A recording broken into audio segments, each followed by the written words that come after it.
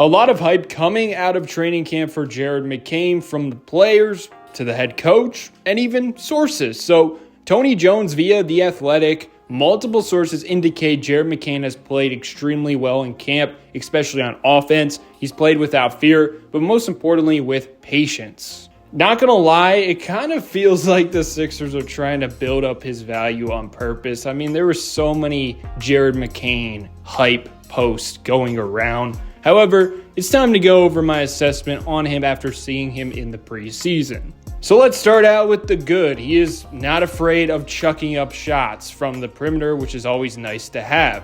He was getting up 5.8 3-pointers per game in just 22 minutes in 5 preseason games. And he shot 37% from 3. He was super quick in terms of his release. Teams are definitely going to respect that shot. He's going to be a positive floor spacer probably right away, which is always key next to star players. For me, the reality is with him, everything falls on his three-point shot, especially early on in his career. If he's hitting, he probably will be a positive. But if he's not, I don't think he's offering much else. But with the way the NBA is, aka it's all about three-point shooting, it's safe to say he has the most important trait, aka unconscious, fearless shooter with great range. It really feels like you can trust him shooting-wise, whether he's on fire or cold. He has a next shot mentality. Now, a lot of people have compared him to Malcolm Brogdon, which I see at times mostly as a driver. There was a play versus Minnesota. He scooped it in quickly as he got by his defender, and I was like, yeah, that looked like Brogdon. But to me, that's more like his mannerisms as he's dribbling the basketball and things like that. People forget that Brogdon was the main initiator in Indiana for years. I don't really see McCain in that role, especially with the Sixers. In terms of what he's gonna be, what his role will be, especially for a rookie, I like the comparison to a former Sixer. He actually just left, aka D'Anthony Melton. I'm talking about offensively, of course not defensively. Overall, I think he's strictly gonna be an off-ball player. You look at what Melton was for the Sixers offensively, he was mainly there to chuck up threes, live off the gravity of others, and space the floor. But he also had that ability to create off the dribble on his own every now and again, but his finishing and ball handling skills really held him back in that category, making him not trustable in that situation every single time. Now, I will say I think McCain is already a better finisher at the rim than D'Anthony Melton. Man, oh man, he was hard at the rim. But also, I think eventually he's going to be a better playmaker when it's all said and done. But early on, it's probably going to be super inconsistent. You saw moments of greatness in this category during the preseason game versus Boston. And once again, that brings me back to his fearlessness. In the first half, Tatum got the better of him. But then in the second half, he doesn't care. He's still driving straight into the body of Derek White, and he finishes. He really did show some nice flashes as a driver, but also on the ball. Most of his turnovers during the preseason came when he was on ball initiating in the pick and roll. He tried multiple times to hit his roller and could not successfully get it through or around defenders.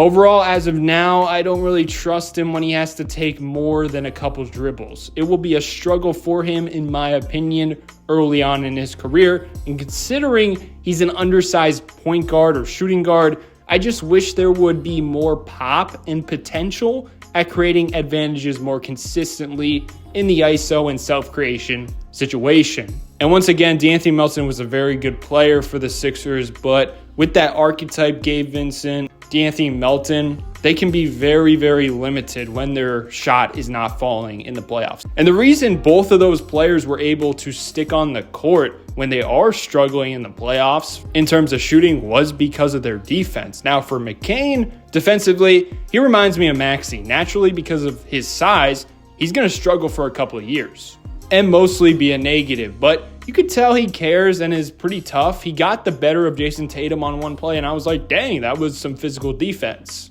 Supposedly, he was a good point of attack defender in college, but so far in preseason, he was kind of getting cooked.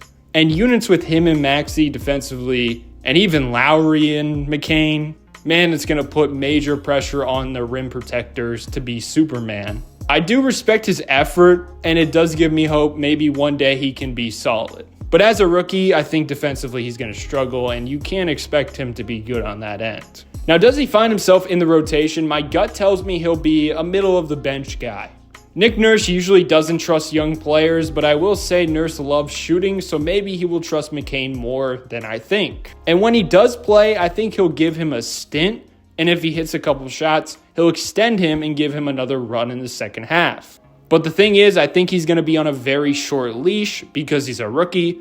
Now, I will say, when the schedule gets hectic and you have back-to-backs or 3 games in 5 nights, injuries occur, that's when I think you'll see him the most. I think that's when you're going to get those 25 minutes. And I would also assume Eric Gordon, Kyle Lowry will take nights off. So in those situations, those are the opportunities that McCain can take advantage of and really cook in those games, and then maybe that will result in more consistent run against top tier teams. I think the goal would be develop him like the Celtics developed Peyton Pritchard. But if you pay attention, that did take a while. He wasn't very good right away. Like, he was solid and overall was hit or miss on a night-to-night basis. And the first season, he played 19 minutes per game, which is pretty high. But then the next 2, he got cut back to 13 minutes per game. So overall, I think his minutes are going to be very inconsistent, and it's not going to be a given that Jared McCain plays every single night. It's going to be interesting to see how his rookie season turns out. Let me know your thoughts below.